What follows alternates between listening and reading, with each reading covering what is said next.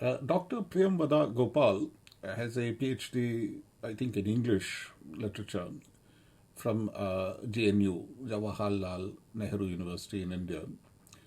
And, in the old days, JNU was considered quite a good place to go while you were waiting to take the ICS, the civil service exams.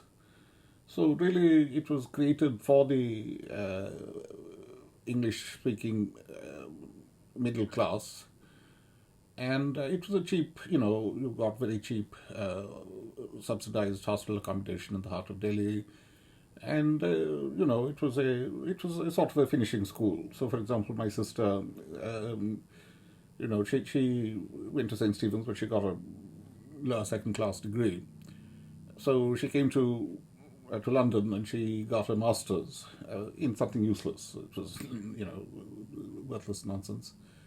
And she got a first in that worthless nonsense because, they give you a first just for, not being incontinent, for being able to, to. So, but she couldn't get a job with that because it was a useless MA. And still, she was smart. There are things that she could have done.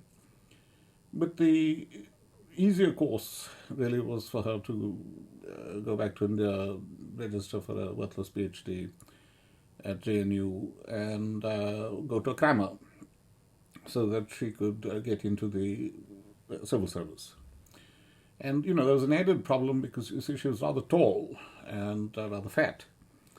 So she would either have to marry outside our particular caste, because there were tall boys in our caste. And in fact, me and my mom, we'd gone to meet a few of them. But my sister was too ugly and too fat. So, and she didn't have a good personality. Nobody liked her. So poor thing, and she got into the IFS because she went to the Kramer Rao's study circle, and they cram it into you, and you go and you regurgitate that nonsense.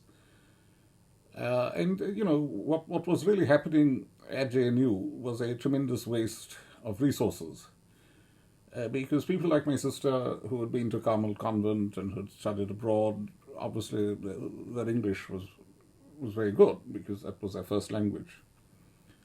And, the fact that they spent some time at JNU really didn't, there would be some point to it if you could say they became less deracinated and less casteist at the end of the process. But they didn't, they became more casteist. My sister developed, while she was at St. Stephen's, a contempt for the ordinary girls in Delhi. She'd say, oh, they are bandit type. They are simpering and they're... but these are good women, and these are good people. And the smart ones, have become doctors, they work in the family business and they've made money, they've created jobs. And the fact is, a Behenji type is fine because a Behen just means a sister, and being a sister is a good thing. You have West Bengal now. It's not ruled by barristers and Cambridge graduates who became Marxist. No, it's ruled by Didiji. Didi means sister. It's ruled by what my sister would have dismissed as a Behenji type, wearing sari and going here and there. It is. Mamta is not deracinated. She belongs to Bengal, and she defeated the communists. The communists were there for many years,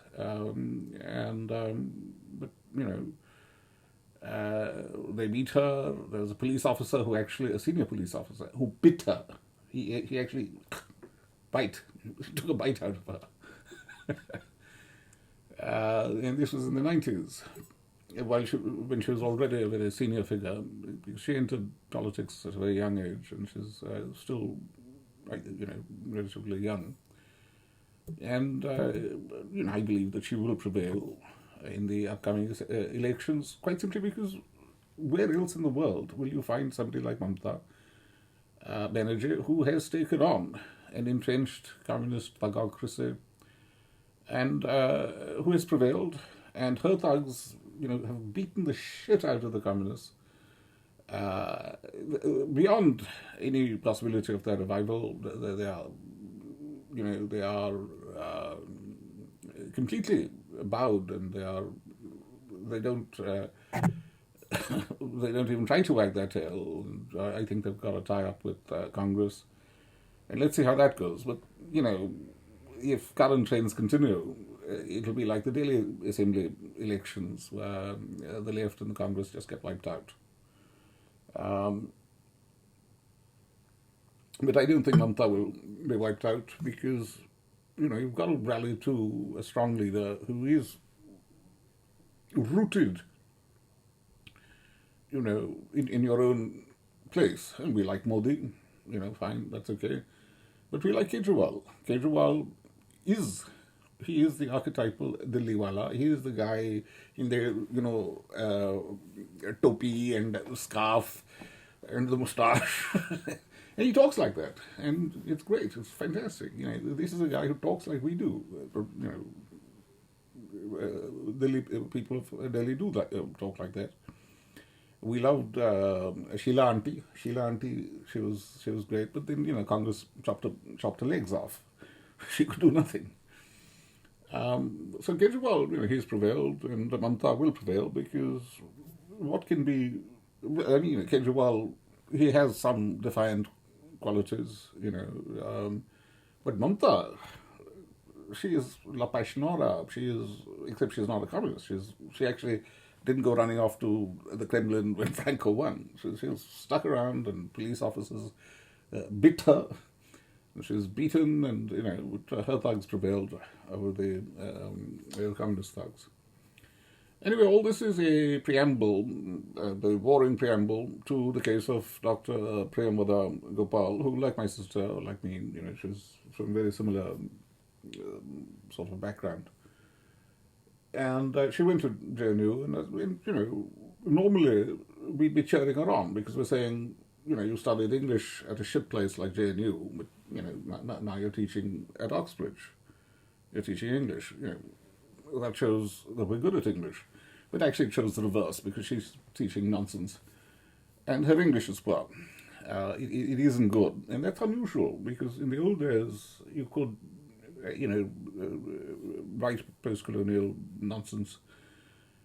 But you could still, like P.G. Wodehouse and appreciate, Evelyn Waugh, and have a liking for English literature. But that's where she falls down. She doesn't have that sense of humor. And the other thing is that when people like us, when we come to England, and more particularly, when we move out to the big cities, and a place like Oxford, or Cambridge, the porters, and the guy who's delivering a pizza and so on, we love the way they sound and their idioms, and we're kind of wanting to write it down, we're because this is the real English, this is, and you find certain idioms and certain collocations which are on the lips of the ordinary people, the working class people of this country, or of Scotland, or of Ireland, or of the West Indies, This is the real English. This is the genius of the language. And, for us, we keep our mouths shut, and we're kind of, And the other thing is that if we're left-wing, and we're all left-wing, people like me and Priyamvada Gopal and my sister and my parents and so on, the reason we're left-wing is because we have no fucking money. We don't belong to either the aristocracy or the entrepreneurial classes or the dominant peasant classes. We don't have land, we don't have capital, we have nothing,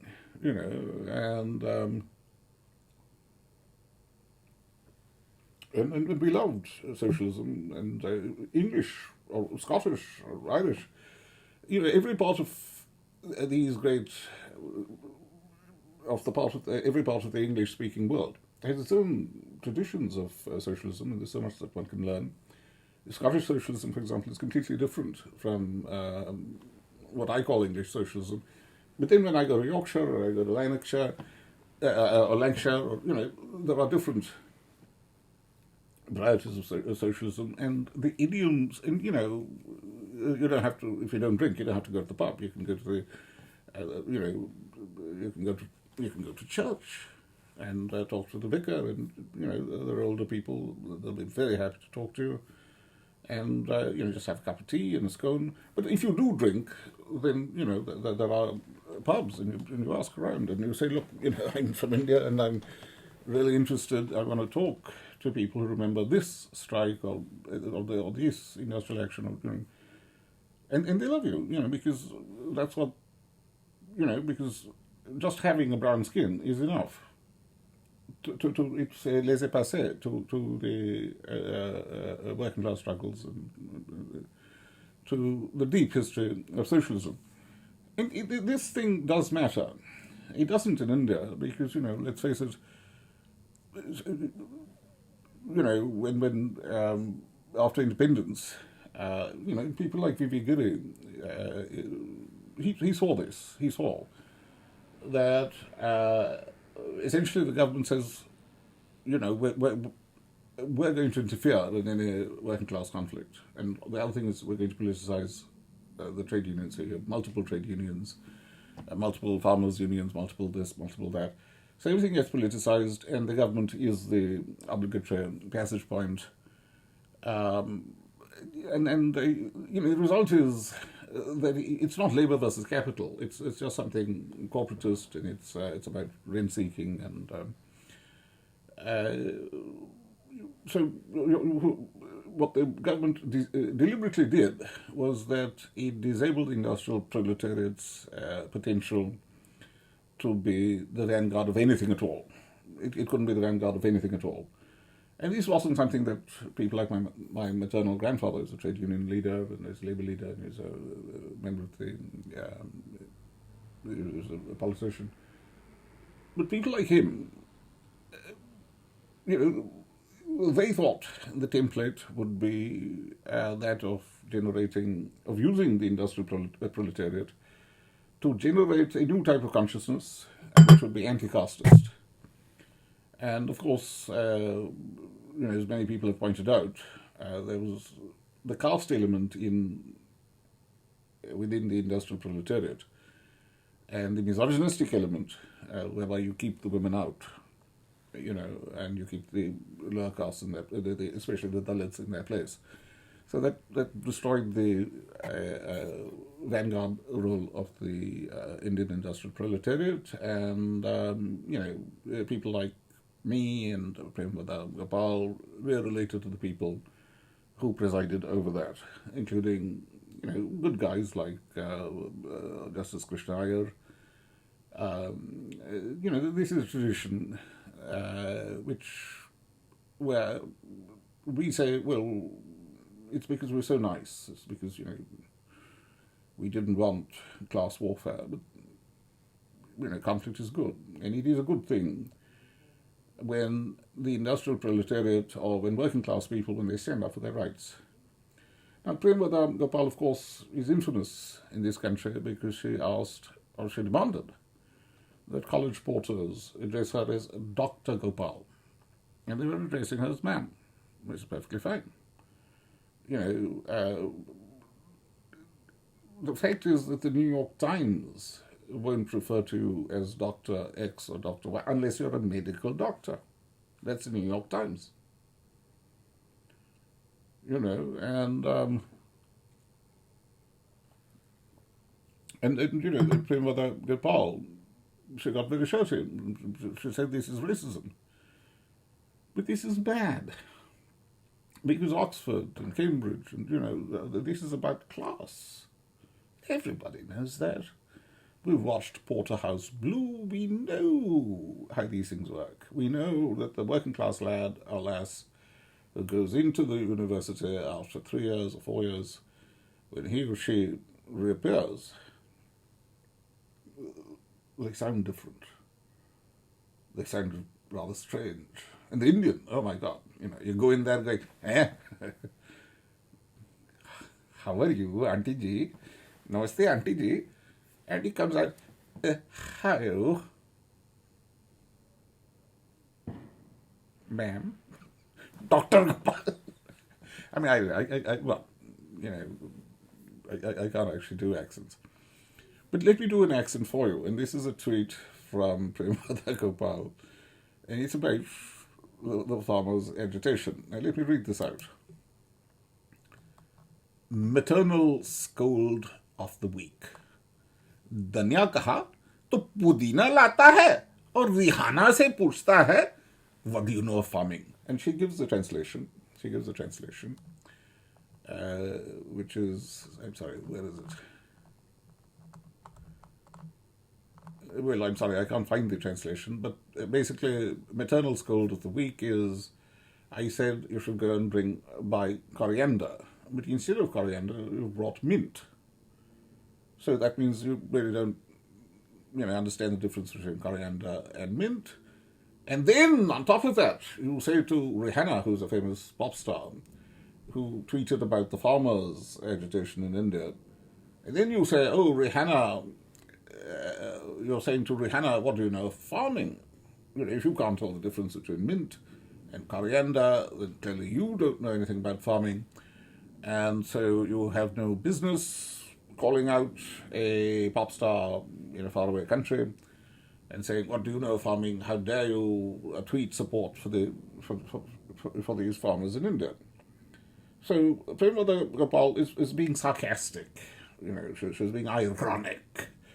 And, of course, she gets the Hindi wrong, which probably because she's not a native Hindi speaker. It's धनिया कहा तो पुदीना लाता है और Rihanna से पूछता here what it should be here. I mean, okay, it's not good Hindi. This is not Hindi, and it may be that she went to sort of schools where you didn't have to learn Hindi, or and maybe that's the reason why she's not in the Indian civil service. I mean, apart from the fact that she might be too stupid. Because you have to pass an exam in Hindi right about the time that my sister appeared. So that would have been early 80s. By then, you have to pass an exam in Hindi. So, धनिया कहा तो पुदीना लाता है. मैंने धनिया कहा तो तूने पुदीना ले आया और फिर रिहाना से पूछते हो कि what do you know of farming? I mean, that might be idiomatic, but this is not my fucking language. Anyway, let's not cavil at her. But Priyamvada Gopal is supposed to know Urdu because she wrote a book about Indian literary radicalism, and the only people that she chose were Urdu writers, left-wing writers. So presumably she knows Urdu, and this isn't Urdu. This is what is it? Dhania kaha to pudina lata hai. This is that's not Urdu. It's illiterate. It's anyway. So, but the point is she right? And the answer is she's wrong, because anybody who's from India knows that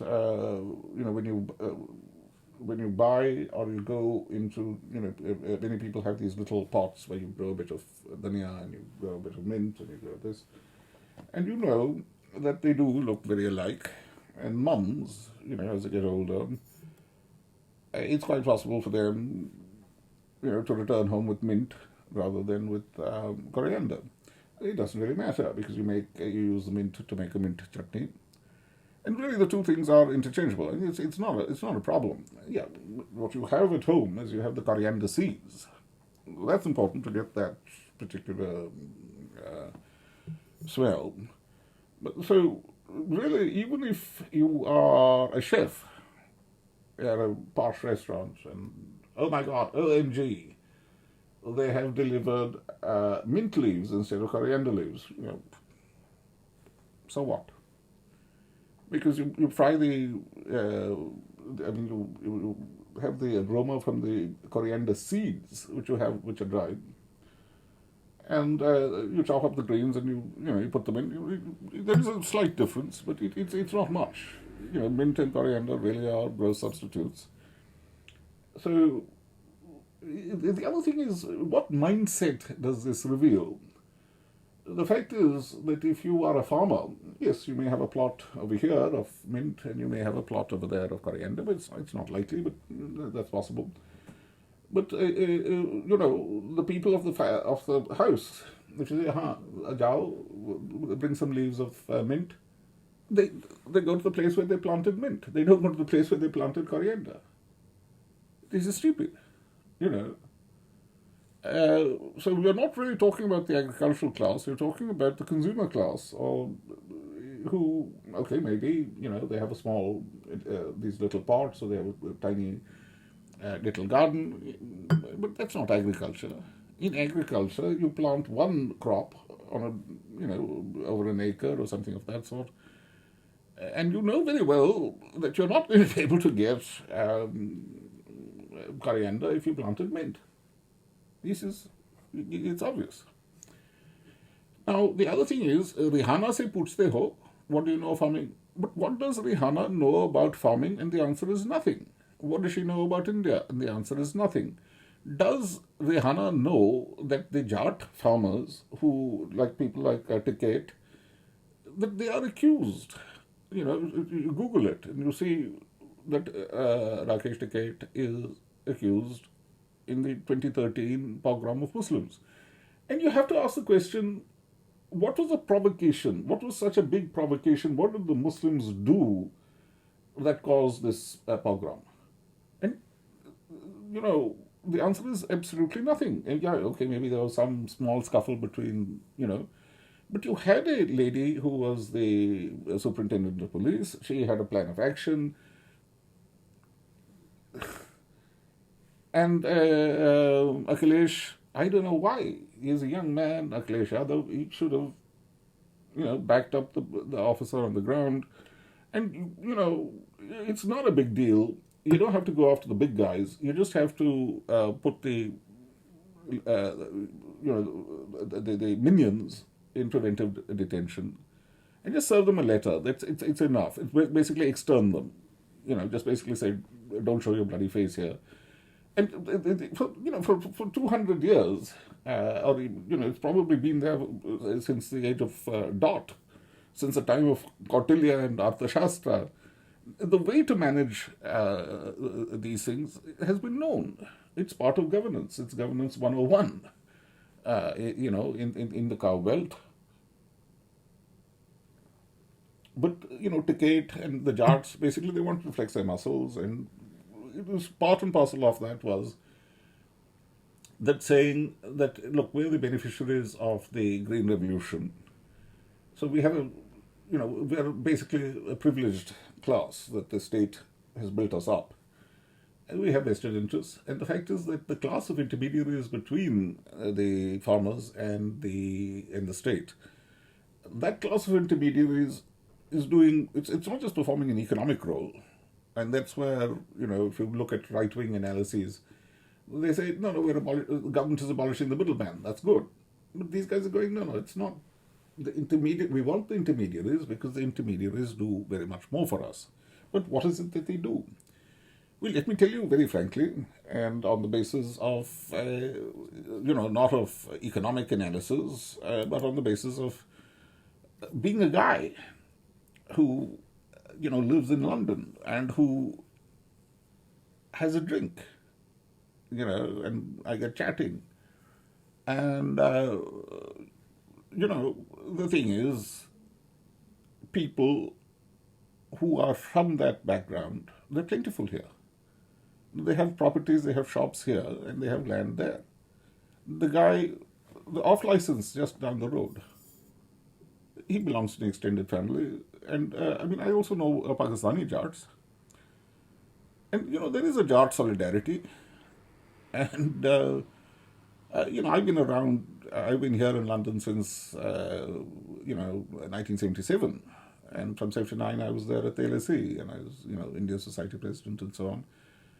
And I know the lawyers, I know, because at the very least, a guy can turn up at my place and I'd have a computer back when computers were and word processors, when these things were there, and I'd type up his affidavit and make a couple of phone calls, and if he's Pakistani, then I know who to call so that the thing, or if he's Indian, who at their High Commission or our High Commission, where do you get the thing sort of notarized or, that kind of thing. So I was doing that back in 80s and 90s, and I've been around for a very long time. And I know what that class of intermediaries does. I can't quote you any academic reference, but I know. And let me give you a few examples. Let's say your son is accused of gang raping a Dalit girl, He may have done so, he may not. It doesn't matter. But it is the intermediaries who step in. Otherwise, the thing is, there's an Atrocities Act and so forth. But the thing works the other way as well. Because, let's face it, I went to the LSE, and Ambedkarites, from that time, there are people like Mr. Gambre, who's not very well highly regarded. But through him, I met Dr. Barrister Kobar Garde, and, I got some, back then, right from that time, 1981, 1982. So I had some standing among, and, if you know Balmi community or Ravidasi community, they're fantastic, they're great. And, it's like in India, you come back and your granny or whatever says, who have you been hanging out with? And I say, so and so and so and so, and they are Dalit. Oh, okay, good boy. Chamatta payan. Why? Because Dalit is known. It's like in Rag Darbari by Shukla. In Rag Darbari, what does it say? That anybody who's Dalit, who's holding a position of power, is known to be good. Morally good. Not all drunkards and rapists and so on. And it makes sense. This is why it was, if you ask the question, why did the Gaikwad, why did a Raja want to appoint a Dalit, Dr. Ambedkar, that too a guy who he must have known in America, was meeting all the radicals. Lala Lajpat Rai tried to recruit him for the radicals and so on. Why does he appoint him military secretary? The answer is because Mahar, Dalit, Balmik, all these castes, Jatav, they are known to be honest and good. Now, I know you will say, oh, but what about Babu Jagjeevan Ram? He was known to be dishonest. He is not. He is not known to be dishonest at all. He was accused of being corrupt. He was accused of being corrupt by people who were dishonest and who swindled the country and cheated the country and allowed the country to be defeated in war and to suffer famine. So I know about that. And I know why in the 1970s civil service wanted Babu Jagjeevan Ram. And I know, there are journalists, and I know how they treated him on that simple basis of prejudice, bigotry. Nobody can say anything about Dr. Meena Kumari. Meena Kumar, she actually worked under my dad here in London. And everybody thought, with such an important lady, that she would, literally be riding roughshod over my dad and saying, yeah, send your wife to do my shopping and send your son to, bring me pizza. Absolutely reverse. She was an exemplary IFS officer. And that was very, there are a lot of IFS officers who are extremely arrogant. But she was the reverse. And she was the Speaker of Parliament. Now, you see, these are the real people. These are the real, and they are 100% Indian, and they've never claimed to be Aryan or.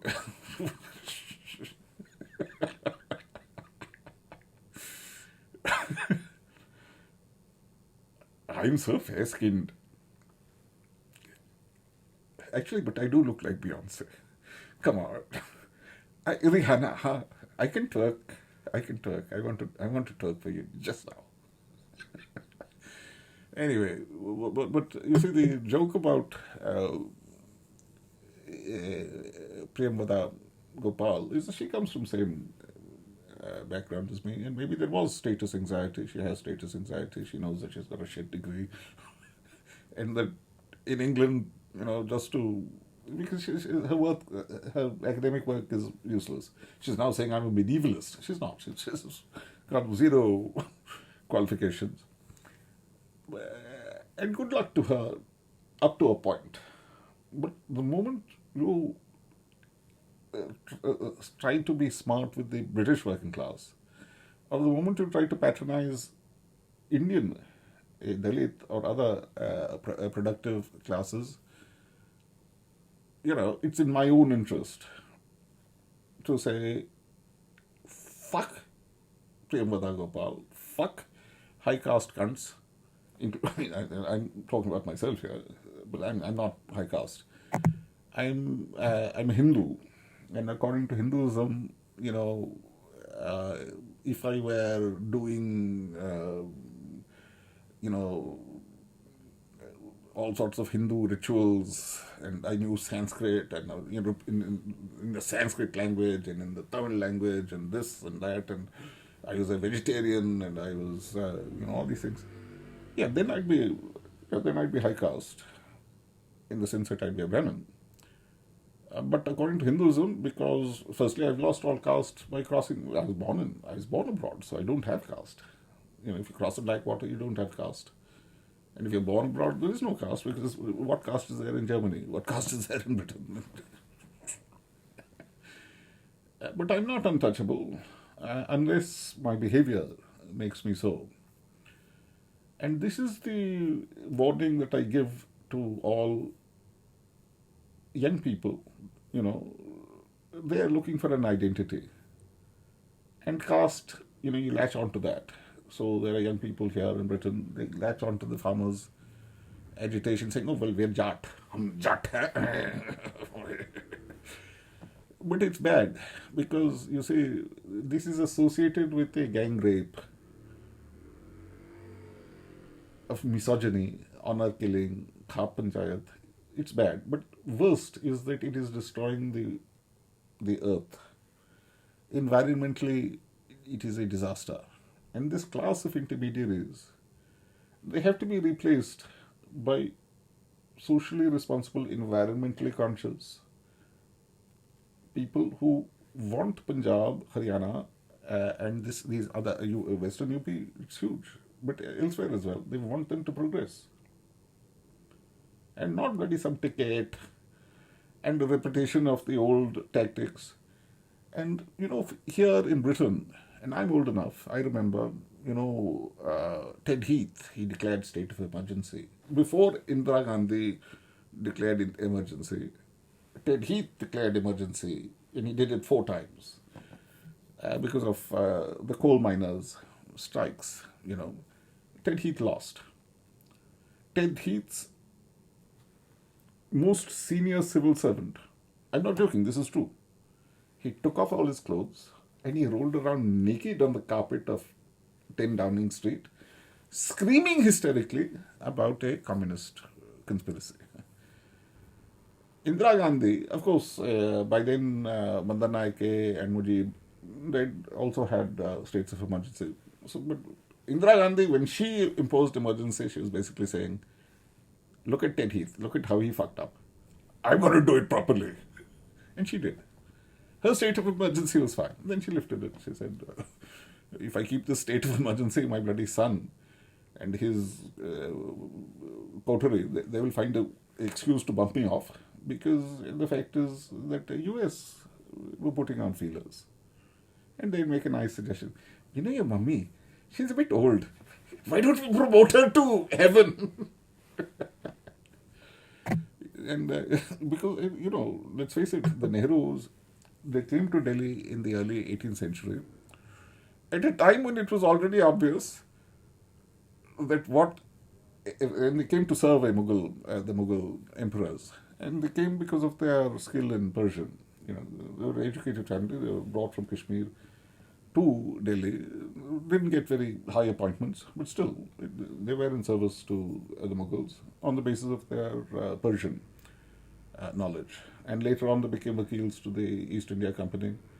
Vakil means lawyer or agent, on the basis of their skill with English.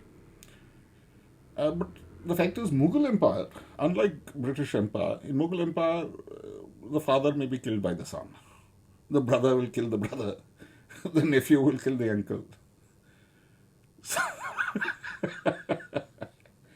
So Mrs. Gandhi knew that. She was the new empress, and she knew the person I must most watch out for is my baby boy. My bouncing baby boy. And in fact, she clipped his wings by holding elections. He lost the election. I mean, he came back. He was smart and he brought down Janata. But, Indira did have to get rid of her daughter-in-law after Sanjay died. He did. And anyway, this is all quite irrelevant, except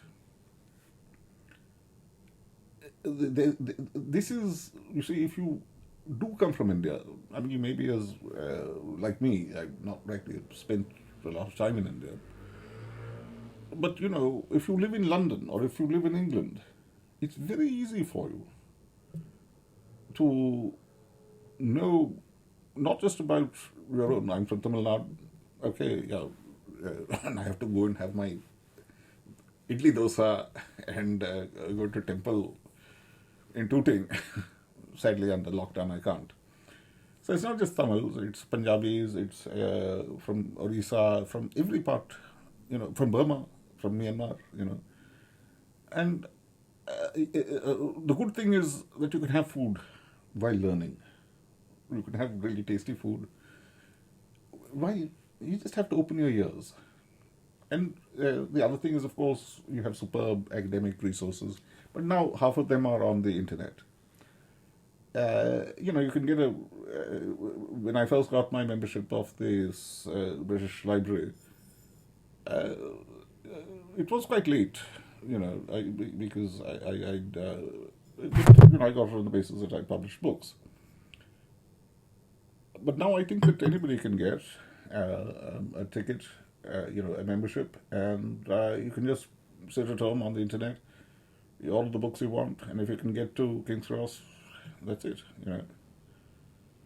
There's nothing that you can't learn about and read. So it's in this is the background to, firstly, I'm saying that Priyamvada Gopal has written not one single sentence of sense. She has made, she's a fool. And you don't have to be a fool. You don't have to be an elitist.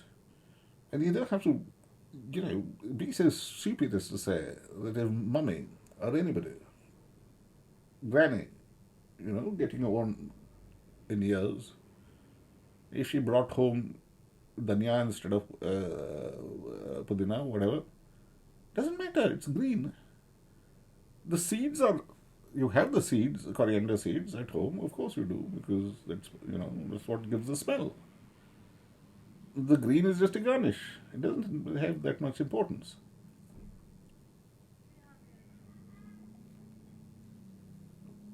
And the red of Priyamvada Gopal, or the BLM, the black BLM aspect to Priyamvada Gopal, is wholly imaginary.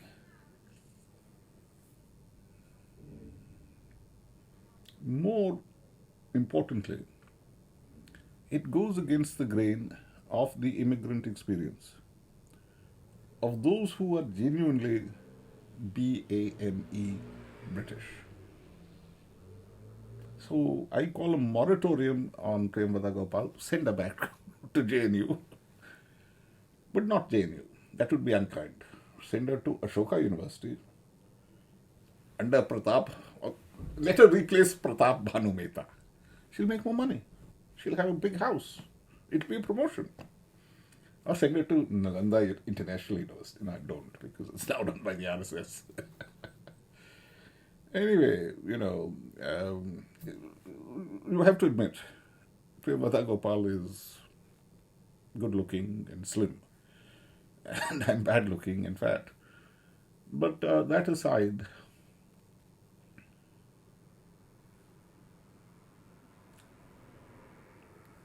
her IQ has turned her into a cretin. Her way of life has turned her not just anti the Indian nation, but anti the British nation, anti the integration and the continued feeling of oikiosis, of belonging. That, it's a legacy from our Windrush legacy. It's our Windrush legacy. It was something that my parents themselves inherited and they passed on to me.